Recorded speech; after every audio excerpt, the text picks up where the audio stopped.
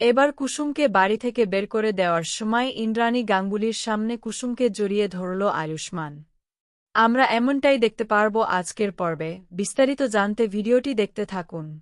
গাঙ্গুলি হাউসের সদর দরজার সামনে তখন এক থমথমে পরিস্থিতি। আয়ুষের পরনে বিয়ের পাঞ্জাবি আর কুসুমের পরনে লাল বেনারসি, সিটিতে জ্বলজ্বল করছে টাটকা সিঁদুর। এত বড় কাণ্ড ঘটার পর বাড়ির বড় ছেলে ফিরেছে, কিন্তু তাকে বরণ করার জন্য কোনো প্রদীপ বা শঙ্খধ্বনি বাজল না। উল্টো দরজার মুখে দাঁড়িয়ে থাকা ইন্দ্রাণী গাঙ্গুলি ক্রোধে ফেটে পড়লেন।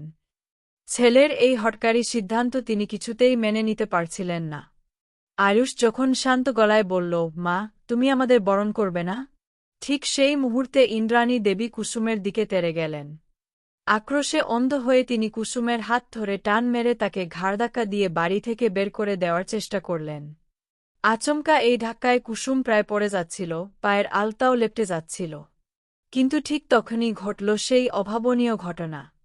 আয়ুষ এক ছটকায় কুসুমকে নিজের বুকের মধ্যে টেনে নিল।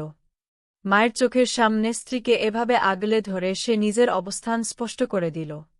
কুসুমকে বাহুডোরে শক্ত করে ধরে আয়ুষ তীব্র প্রতিবাদ করে বলল, মা, তুমি কি করলে? তুমি ভুলে যেও না যে কুসুমই এই বাড়ির বড় বউ। ওর সঙ্গে সম্মানের সঙ্গে কথা বলো। তুমি কিভাবে এমন আচরণ করতে পারলে? আমি তোমার মুখে কখনো এমন কথা শুনিনি। তুমি মানুষের সঙ্গে এভাবে দুর্ব্যবহার করছো কেন? এটা কি ধরনের ব্যবহার? তোমার মায়ের এমন হিংস্র রূপ আয়ুষ আগে কখনো দেখেনি, তাই তার গলায় অভিমান আর কষ্ট স্পষ্ট হয়ে উঠছিল। কুসুম তখন ভয়ে কাঁপতে থাকে এবং স্বামীর বুকের মধ্যে মুখ লুকিয়ে ডুকরে কেঁদে ওঠে। ঠিক সেই সময় বাড়ির মেজকর্তা রাজশেখর গাঙ্গুলি গম্ভীর গলায় ড্রয়িংরুম থেকে এগিয়ে আসেন। পরিস্থিতি আরও জটিল করে তিনি বলেন, এখন কি হচ্ছে আয়ুষ? তোমার মাকে কি তোমার কাছ থেকে আদব কায়দা শিখতে হবে? তোমার মা কার সঙ্গে কিভাবে কথা বলবে না বলবে সেটা কি এখন তোমরা শিখিয়ে দেবে? বলতো, যা কিছু করার তো তোমরা করেই ফেলেছ।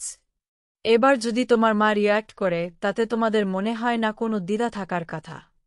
কারণ তোমরা যা করেছ সেটা তো রীতিমতো পাপ, আর সেই পাপের কোনো ক্ষমা হয় না। রাজশেখরের এই কথায় ইন্দ্রাণী দেবী যেন আরও বেশি সাহস পেয়ে যান। তিনি কুসুমের দিকে আঙুল তুলে চিৎকার করে বলেন, এই মেয়েটাকে এখান থেকে আমার চোখের সামনে থেকে দূর করে দাও। এই মেয়ে কোনোভাবেই যেন আমার বাড়ির চৌকাঠ পেরিয়ে ভেতরে না ঢোকে। আমি বলে রাখছি, আমার থেকে খারাপ আর কেউ হবে না। ওর মতো একজন সামান্য কাজের মেয়ে আমার বাড়ির বউ হয়ে রাজত্ব করবে, এটা আমি বেঁচে থাকতে হতে দেব না। মায়ের এই চরম অপমান আর অন্যাচ্য কথা শুনে আয়ুষের ধৈর্যের বাঁধ ভেঙে যায়। সে কুসুমের হাত আরও শক্ত করে ধরে সোজা মায়ের চোখের দিকে তাকিয়ে বলে, কেন মা, কেন এই মেয়ে বাড়ি ছেড়ে চলে যাবে?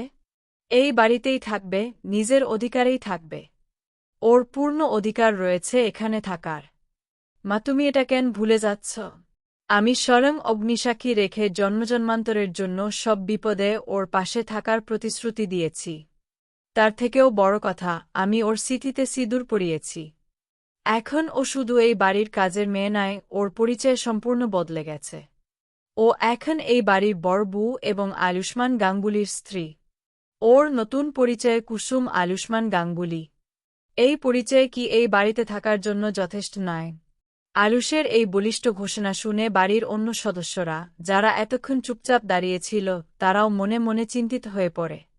কিন্তু রাজশেখর গাঙ্গুলি এত সহজে দমে যাওয়ার মানুষ নন। তিনি এবার সরাসরি আইনি এবং পারিবারিক ক্ষমতার কথা তুলে আয়ুষকে আঘাত করার চেষ্টা করেন। তিনি কড়া গলায় বলেন, তুমি ভুলে যেও না আয়ুষ, এই বাড়িটা এখনও পর্যন্ত তোমার মায়ের নামে। তাই তোমার মাই ঠিক করবেন এই বাড়ি থেকে থাকবে আর কে থাকবে না। আমি তোমাকে একটা কথা পরিষ্কার করে বলে রাখছি, যদি সত্যিই ইন্দ্রাণী না চান কুসুম এই বাড়িতে থাকুক, তাহলে সে এখানে থাকতে পারবে না। আর যদি তোমাকে কুসুমকে নিয়ে সংসার করতে হয়, তাহলে তোমাকে এই বাড়ির বাইরে অন্য কোথাও ব্যবস্থা করে নিতে হবে। কারণ ইন্দ্রাণীর বিরুদ্ধে গিয়ে তুমি যখন বিয়ে করার সাহস দেখিয়েছ, তার মানে তুমি চাইলে কুসুমকে নিয়ে অন্য কোথাও গিয়ে ঘর বাঁধতেও পারবে। আজকের পর্ব আপনাদের কেমন লাগলো কমেন্ট করে জানিয়ে দিন।